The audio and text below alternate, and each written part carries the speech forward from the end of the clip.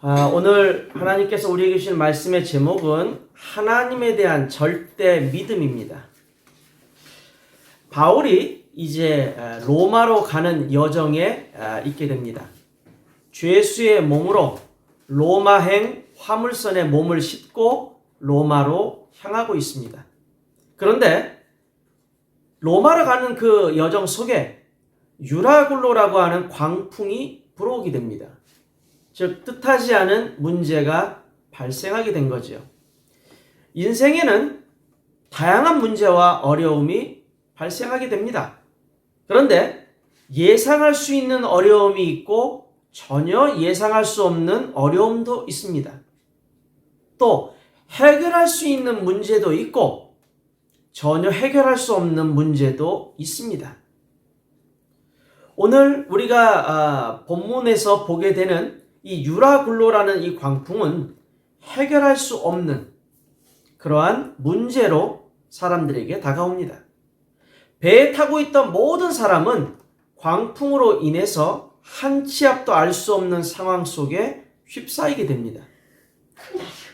그런데 모두가 절망 가운데 빠져 있을 때 오직 바울만이 평안함을 누렸고 배 안에 있던 276명의 사람을 안심시키는 모습을 보게 됩니다. 그 비밀이 무엇인가 라는 겁니다. 오늘 말씀을 통해서 바울처럼 어려움 가운데 처해 있어도 평안을 누릴 수 있는 비밀, 언제나 평안하게 삶을 살아갈 수 있는 그 비밀을 오늘 말씀을 통해서 깨닫는 은혜가 우리 모두에게 있기를 주님의 이름으로 축원합니다. 첫 번째입니다. 주어진 상황을 이기는 믿음입니다. 바울을 태운 배는 이집트의 알렉산드리아와 로마를 항해하는 곡물 운반선이었습니다. 그리고 이 배는 276명의 사람이 탈 정도로 작지 않은 나름 대형의 선박이라고 말할 수 있습니다. 바울이 로마로 떠나게 된 시기가 대략 59년 10월 중순쯤이라고 학자들은 말합니다.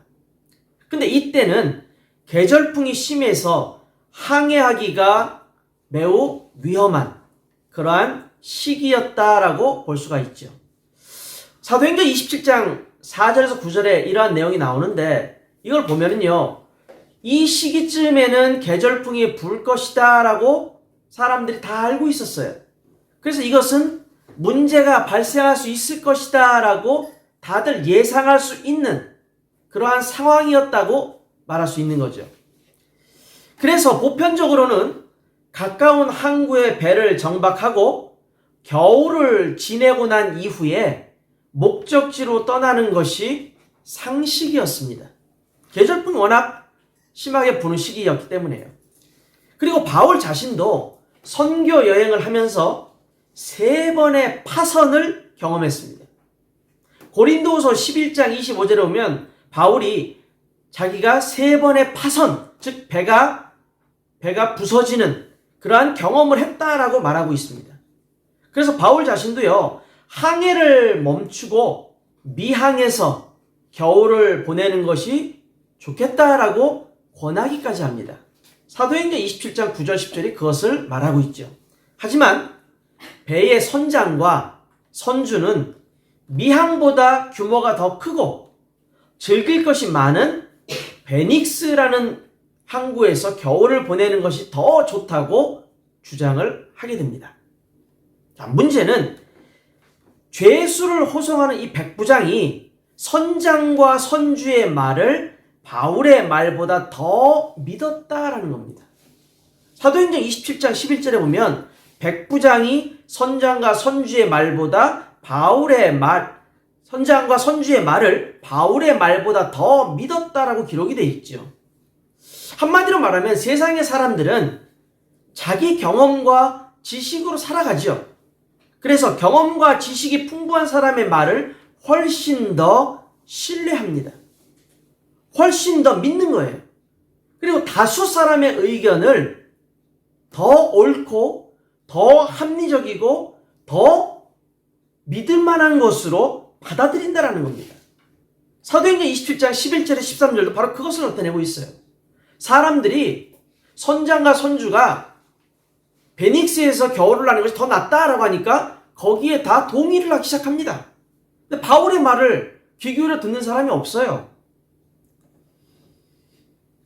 자, 그만큼 이 세상은요, 사람의 경험, 사람의 말, 그것도 지식과 경험이 풍부한 사람의 말, 그 사람의 말을 더 신뢰하고 있다는 것을 우리가 인정하지 않을 수 없다는 겁니다. 하나님의 말씀과 세상의 경험 그리고 지식, 우리는 이 세상에 살아가면서 무엇을 더 신뢰하고 있습니까? 무엇을 더 믿고 있습니까? 성경을 보면 사람들은 바울보다, 하나님을 믿는 바울의 말보다 사람의 말을 더 귀 기울이는 걸 볼 수가 있습니다. 선주와 선장은 그만큼 이 항해에 대한 경험이 많고 배에 대해서 잘 알고, 그러다 보니까 사람들이 더 신뢰할 수밖에 없다라고 말하겠지요. 하지만 우리는 다릅니다. 하나님을 믿는 우리는 세상 경험과 지식도 필요하지만 무엇보다 중요한 것이 하나님의 말씀이라는 것을 우리는 잊어서는 안 됩니다. 우리는 언제나 하나님의 말씀을 더 믿고 더 신뢰하고 더 의지하는 그러한 사람들이 되어야 합니다. 결국 사람들은 선장과 선주의 말을 더 믿음으로 말미암아 항해를 계속하게 됩니다. 그러다가 갑작스럽게 유라굴로라는 광풍을 만나게 됩니다. 이것은 예상할 수 없는 문제였죠. 예상할 수 있는 문제를 피할 수 있었음에도 불구하고 그들은 피하지 않고 무시해버렸습니다. 그래서 항해를 하게 됐는데 항해를 하다 보니 이 유라굴로 광풍을 만나게 된 거죠. 이 광풍을 만나게 되면 보통은 배는 방향을 조절할 수 없는 상태가 되어서 광풍에 밀려서 모래톱이나 암초에 부딪히게 되고, 그래서 배가 부서지는 그러한 일들을 겪게 됩니다. 이 광풍을 넘어서기 위해서 선장과 선원들이 온갖 노력을 다 했지만 상황은 전혀 나아지지 않은 모습을 우리는 성경 말씀에서 보게 됩니다. 사도행전 27장 14절에서 19절의 말씀이 바로 그것을 나타내고 있죠. 아무리 노력을 했는데, 광풍을 이겨보려고 이것을 넘어서기 위해서 노력을 했지만 아무 소용이 없었다. 모든 노력이 다 허사로 돌아갔다라는 것을 나타내고 있습니다. 이 유라굴로가 뭐냐? 한마디로 우리 인생에서 발생할 수 있는 인간의 능력을 해결할 수 없는 문제들, 극복할 수 없는 문제들, 그것을 상징하는 겁니다. 이 문제에게 직면하게 된 원인이 뭡니까? 가장 큰 원인은 하나님을 믿지 않았다라는 거예요. 전도자 바울의 말을 무시해버리고 세상 사람의 말을 더 중요시 여겼다라는 겁니다. 주님의 종인 바울의 말에 조금이라도 귀를 기울였더라면 생명에 지금 위협을 당하는 일이 생기지 않았겠죠. 유라굴로를 만날 이유가 없겠죠. 그냥 그대로 조용히 미항에 있어서 겨울을 났으면 이런 예상치 않은 어려움을 만날 이유가 없었다라는 겁니다. 이렇게 큰 문제가 발생을 해서 그것을 극복해 보려고 온갖 노력과 온갖 애를 다 써봤지만 결국 아무런 노력도 결과를 얻지 못하고 더 좌절감에, 더 절망 속으로 빠져들게 됩니다. 그런 상황 속에서, 이런 암울한 상황 속에서 바울의 한마디가 울려 퍼집니다. 그 말이 뭐였습니까? 안심하라라는 바울의 외침이었습니다. 안심하라. 이 말은 헬라 말로 유디메오라고 합니다. 이 유디메오라는 말의 원뜻이 뭐냐? 즐거워해라, 행복해해라, 만족스러워해라 라는 뜻입니다. 아니 지금 어떻게 즐거워할 수 있습니까? 아니 지금 상황에서 어떻게 행복해할 수 있습니까? 어떻게 지금 상황에서 우리가 만족하게 살아갈 수가 있단 말입니까? 지금 광풍이 다가왔고 지금 목숨이 지금 왔다 갔다 하고 있는 상황 속에서 이 절망적인 상황 속에서 어떻게 안심할 수가 있습니까? 그때 바울의 말이 많은 사람들에게 전해집니다. 마치 어둠 속의 한 줄기 빛처럼 절망 속에 모든 것을 포기하고 있는 사람들, 그들에게 바울이 희망과 용기를 불어넣는 말을 하게 됩니다. 바울이 이렇게 안심하라라고 말할 수 있는 이유가 뭐냐? 바울은 하나님과 영적으로 계속 소통하고 있었기 때문입니다. 계속 소통했다라는 거예요. 물론 바울도 인간이기 때문에 두려움과 불안감에 사로잡힐 수도 있습니다. 그러나 하나님과 영적으로 소통하고 있던 바울은 하나님이 주시는 약속을 듣게 됩니다. 그것이 사도행전 27장 23절에서 24절 말씀입니다. 같이 한번 보도록 하겠습니다. 내가 속한 바 곧 내가 섬기는 하나님의 사자가 어젯밤에 내 곁에 서서 말하되 바울아 두려워하지 말라. 네가 가이사 앞에 서야 하겠고 또 하나님께서 너와 함께 항해하는 자를 다 내게 주셨다 하였으니. 아멘.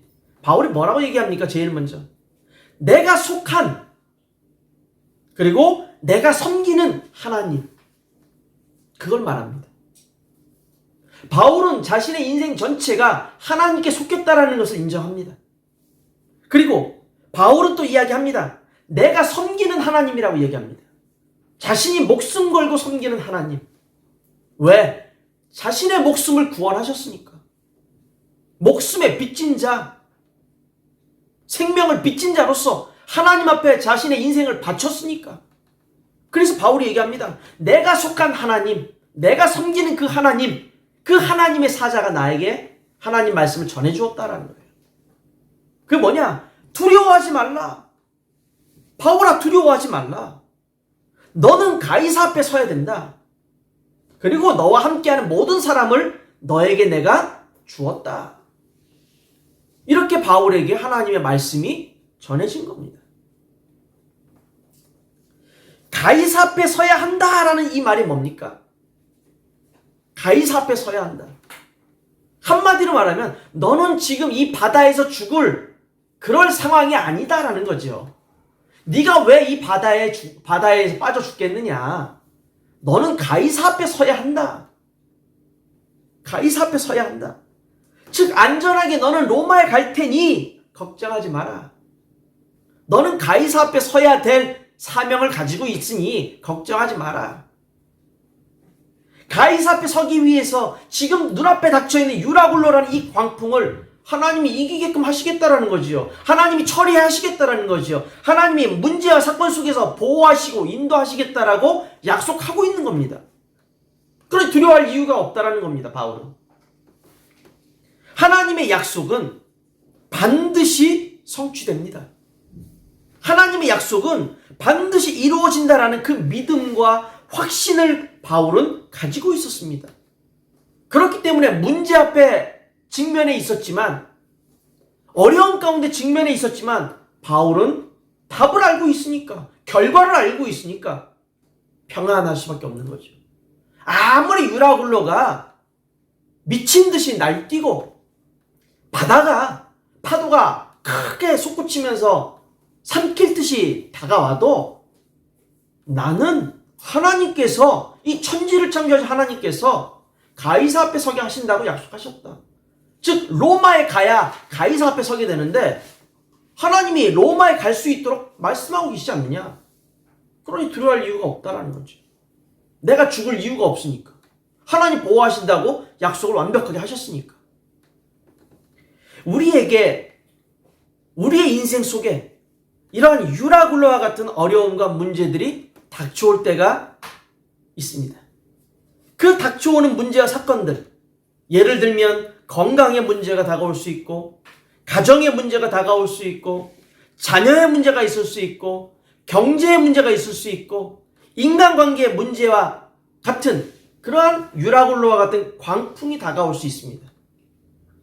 그런 문제들로 인해서 사람들, 심지어 우리들도 염려하고 근심하고 걱정합니다. 불안해합니다.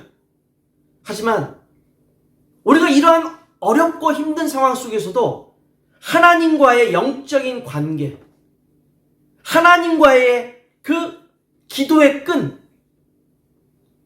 하나님과의 이런 관계를, 영적인 관계를 우리가 놓치지 않고 기도의 끈을 끝까지 가지고 있으면 하나님이 이것을 해결하시는 걸 보게 되지요. 담대하게 하나님 앞에 부르짖으시기 바랍니다. 일심전심지속으로 문제 속에, 사건 속에, 어려움 속에, 우리가 유라굴로와 같은 광풍 속에 있을 때 주님을 붙잡고 주의 언약을 붙잡고 기도하면서 이겨내고 승리하시기 바랍니다. 십자가를 지시기 전에 예수님은 두려움에 사로잡혀 있던 제자들에게 이렇게 말씀하셨습니다. 요한복음 16장 33절에 보면 이렇게 말씀하시죠.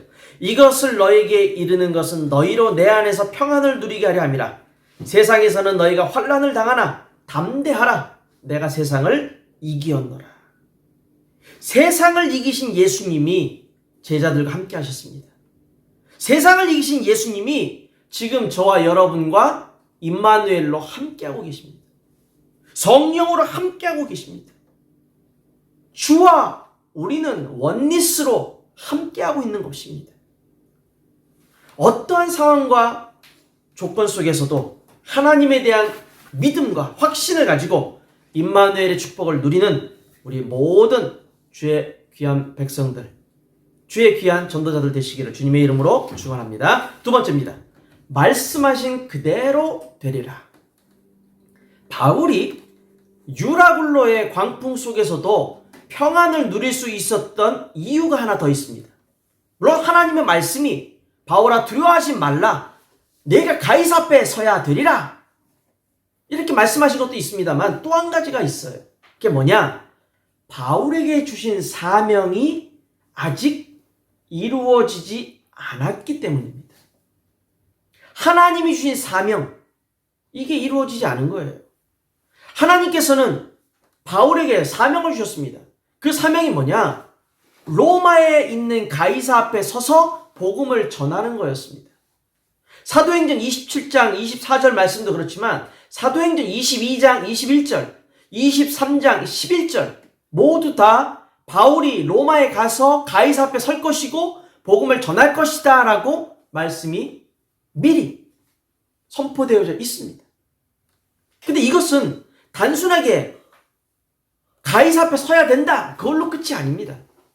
바울에게 주신 사명은 사도행전 처음 시작이 나타났던 예수님의 땅끝까지 증인되리라는 언약과 연결되어져 있습니다. 바울에게 주신 이 사명은 또한 바울을 부르신 이유, 바울이 선교하게 되는 이유, 더 나아가 바울이 로마 선교에 대한 비전을 가지게 된 이유, 이 모든 영적인 것과 다 연결이 되어져 있습니다. 자, 한번 보시죠. 사도행전 1장 8절에 예수님이 이렇게 말씀하셨죠. 오직 성령이 너에게 임하시면 너희가 권능을 받고 예루살렘과 온 유대와 사마리아 땅끝까지 이르러 내 증인이 되리라 하시니라. 땅끝까지. 당시 로마는 세계의 중심이기도 했지만 로마 제국이 어떤 의미에서는 땅끝이었습니다. 그래서 땅끝까지 증인된다라는 것은 누군가가 로마 제국의 끝까지 가서 거기서 복음을 증거할 것이다라는 것을 의미하는 거예요. 또 9장 15절에 보면 이렇게 말씀되어져 있습니다. 주께서 이르시되 가라. 이 사람은 내 이름을 이방인과 임금들과 이스라엘 자손에게 전하기 위하여 택한 나의 그릇이라 라고 되어져 있습니다. 바울은 제일 먼저 이방인과 이스라엘의 자손들에게 복음을 전했습니다. 근데 바울이 전하지 않았던 대상들이 있었다고 한다면, 뭘 다 전했지만 그래도 특별히 어떤 대상에게 전하지 않았다고 한다면 임금들이라고 말할 수 있습니다. 여기서 말하는 임금들은 단순히 통치자를 의미하는 것만 뜻하지 않습니다. 통치자뿐만 아니라 각 분야의 최고의 위치에 있는 사람들을 의미합니다. 우리가 다 알듯이 바울은 유대의 총독들에게 복음을 전했습니다. 그리고 바울은 아그리빠 왕, 유대의 왕에게도 복음을 전했습니다. 그리고 소위 말하는 왕 중의 왕이라고 말할 수 있는 인물이 우리가 잘 아는 가이사입니다. 가이사. 로마 황제 가이사, 우리가 케사르라고 말하는 이 가이사, 시저라고도 말하는 이 통치자가 왕 중에 왕이라고 말할 수 있는 사람이죠. 그에게까지 복음을 전할 것이 바울이 부름받은 사명 속에 이미 담겨져 있다는 얘기입니다. 자, 사도행전 19장 21절에 바울이 이야기합니다. 내가 거기 갔다 온 후에 로마도 보아야 하리라. 로마 제국의 수도인 로마. 거기도 자기가 갈 것을 언약으로 붙잡고 자신의 비전으로 하나님 앞에 드렸단 말이에요. 그랬더니 22장 21절에 주께서 말씀하시기 나더러 또 이르시되 떠나가라 내가 너를 멀리 이방인에게로 보내리라 하셨느니라. 바울의 간증 속에 나오는 말입니다. 이방인들에게 보낸다. 멀리 보내겠다. 23장 11절 사도행전 23장 11절 이렇게 말씀합니다. 그날 밤에 주께서 바울 곁에 서서 이르시되 담대하라. 내가 예루살렘에서 나의 일을 증언하는 것 같이 로마에서도 증언하여야 하리라 하시니라. 로마에 가서도 이 복음을 증언할 것을 말씀하고 있습니다. 그리고 우리가 읽었던 사도행전 27장 24절 바울아 두려워하지 말라. 내가 가이사 앞에 서야 하겠고 또 하나님께서 너와 함께 항해하는 자를 다 내게 주셨다 하였으니 가이사 앞에 서야 하겠고. 계속적으로 하나님의 언약의 말씀은 선교를 말씀하시면서 이 선교를 위해 바울을 택하셨고 이 바울을 택하셔서 하나님이 원하시는 건 뭐냐? 땅끝까지 복음의 증인되게끔 로마에 가서 단순히 복음을 전하는 것도 얘기했지만 가이사 앞에 서야 될 것까지도 하나님 말씀하셨다는 얘기입니다. 이 사명이 이 언약이 성취가 아직 안 됐어요. 바울이 아직 가이사 앞에 서지도 못했습니다. 로마로 가지도 못했습니다. 가는 여정 가운데 지금 유라굴로를 만난 것뿐입니다. 그러니 자기를 통해서 하나님이 어떤 언약을 이루어 가실지를 믿고 있었던 바울은 당황할 이유가 없는 거죠. 두려워하거나 힘들어할 이유가 없는 거죠. 왜? 아직 자신에게 주신 그 사명이 이루어지지 않았기 때문에. 주님께서 주신 사명은 로마에 가서 가이사 앞에서 복음을 전하는 거다라는 겁니다. 이것이 땅끝의 증인되라는 언약이나 바울을 부르신 이유나 로마 선교에 대한 비전이나 이 모든 것이 다 연결되는 겁니다. 자, 바울이 사명을 가졌습니다. 하나님 부르신 그 사명을 자신은 굳게 붙잡았습니다. 그 바울이 이렇게 말합니다. 25절에 보면 나는 내게 말씀하신 그대로 되리라고 하나님을 믿노라. 무슨 말입니까? 하나님께서 주신 약속은 반드시 성취되어진다라는 겁니다. 하나님이 바울에게 주신 약속, 그것이 성취되어진다. 우리는 이것을 뭐라고 얘기합니까? 언약이라고 말합니다. 언약. 주님의 사명을 받은 자는 하나님께서 주신 이 언약을 기억합니다. 그리고 주님의 사명을 받은 자를 통해서 하나님은 당신의 언약을 이루신다라는 겁니다. 우리는 무엇을 믿고 있습니까? 하나님을 믿고 있습니까? 그렇다면 하나님을 믿는 저와 여러분은 얼마나 믿고 있습니까? 우리는 얼마나 하나님을 신뢰하고 있습니까? 문제 속에 어려움 속에 있을 때 좌절하고 힘들어하고 고통스러워하고 하나님 어디론가 없다면 그거는 내가 하나님을 믿는다 하면서도 하나님을 신뢰하지 못하고 있는 거죠. 하나님께 맡길 수 있는 것. 하나님이 하시겠지. 하나님께 모든 것을 맡길 수 있는 믿음이 우리에게 필요합니다. 바울의 믿음은 하나님에 대한 100% 순수한 믿음이요 절대적인 믿음이었습니다. 의심하지 않는 믿음이었습니다. 믿음의 반대가 뭐라고요? 의심입니다. 의심. 예수님은 이 의심에 대해서 말씀하셨습니다. 마가복음 11장 22절에 24절에 보면 예수님의 말씀이 이렇게 되어져 있습니다. 예수께서 그들에게 대답하여 이르시되 하나님을 믿으라.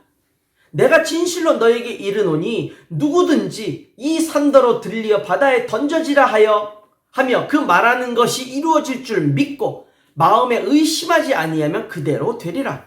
그러므로 내가 너희에게 말하노니 무엇이든지 기도하고 구하는 것은 받은 줄로 믿으라.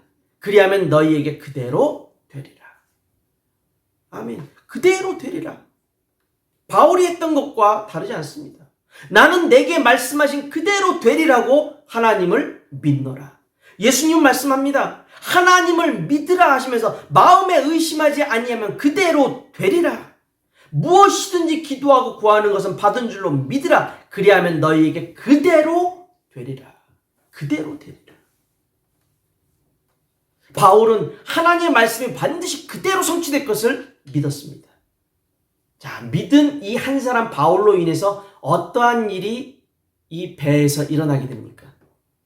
이제는 더 이상 경험과 지식이 풍부한 사람이 아니라 하나님을 믿는 전도자 바울 덕분에 모든 사람이 근심, 걱정, 불안에서 벗어나게 됩니다.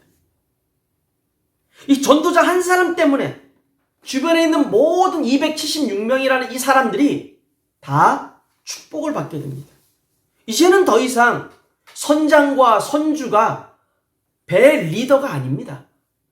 배 안에서는 이제 리더 역할을 누가 하느냐? 전도자 바울이 하게 됩니다. 사람들은 그의 말에 순종하게 됩니다. 27장 31절부터 37절의 말씀을 읽어보면 사람들이 바울의 말을 더 따르고 바울의 말에 더 순종하는 모습을 보게 됩니다. 하나님은 약속하신 대로 276명의 사람이 바울로 인하여 생명을 구하게 되는 그 사실을 우리에게 말씀하고 계십니다. 즉 말씀이 그대로 성취되었죠. 사도행전 27장 44절을 보시면 나와 있지 않습니까? 배는 파손됐지만 276명의 사람은 바울로 인해서 육지에 그대로 다다르게 됩니다. 생명을 얻은 거예요. 구원받은 거예요. 바울 한 사람 때문에. 한 사람의 영향력, 이 복음 가진 한 사람의 영향력이 이렇게 큽니다. 하나님 말씀을 온전하게 믿고 그 말씀에 대해 정말 이 믿음으로 도전하는 사람을 하나님은 사용하실 수밖에 없고 또 그 사람을 통해서 주변 사람들이 축복을 받을 수밖에 없는 겁니다. 우리 모두가 어떠한 상황 속에서도 하나님의 약속은 반드시 성취된다는 사실을 굳게 믿고 주님이 주신 그 사명을 이루는 증인들이 다 되시기를 주님의 이름으로 축원합니다. 결론입니다. 개혁신학자였던 스프롤 목사님이 계십니다. 미국의 목사님이자 칼빈주의 신학자이기도 합니다. 이 스프롤 목사님이 무슨 말씀을 하셨냐면 우리가 안전한 것은 우리가 주님을 붙들어서가 아니라 주님이 우리를 붙들고 계시기 때문이다 라고 말했습니다. 우리가 안전하게 살아갈 수 있는 사실, 우리가 주님을 붙들고 있기 때문이 아닙니다. 주님이 우리를 붙들고 계시기 때문에 우리가 안전하게 살아가는 겁니다. 하나님께서는 바울의 인생을 굳게 붙드셨고 그의 인생 모든 것을 책임지셨습니다. 하나님에 대한 절대적인 믿음을 가졌던 이 바울 한 사람 덕분에 소아시아, 마게도니아, 그리고 로마에 이르기까지 복음이 전해졌습니다. 그리고 그 복음은 유럽 전역을 변화시키게 되었고 그 복음이 전 세계로 퍼져나가게 되었으며 우리에게까지 임하게 된 겁니다. 자, 성도 여러분, 나의 인생을 주님께서 굳게 붙들고 계시고 주님의 길로 인도해 가시며 모든 것을 책임지신다. 이것을 믿고 확신하십니까? 믿고 확신하신다면 하나님은 나를 통해서 놀라운 일을 반드시 이루어 나가실 것입니다.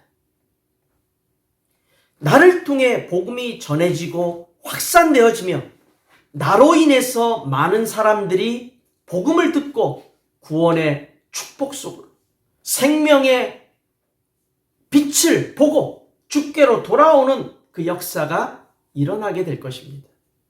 여러분이 바로 그 사역을 감당할 수 있는 하나님의 증인들이자 주인공들입니다.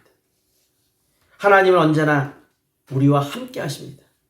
하나님이 우리에게 주신 언약은 반드시 성취된다라는 믿음을 가지고 삶의 현장에서 그리스도의 증인으로 살아가시기를 주님의 이름으로 축원합니다. 기도하겠습니다.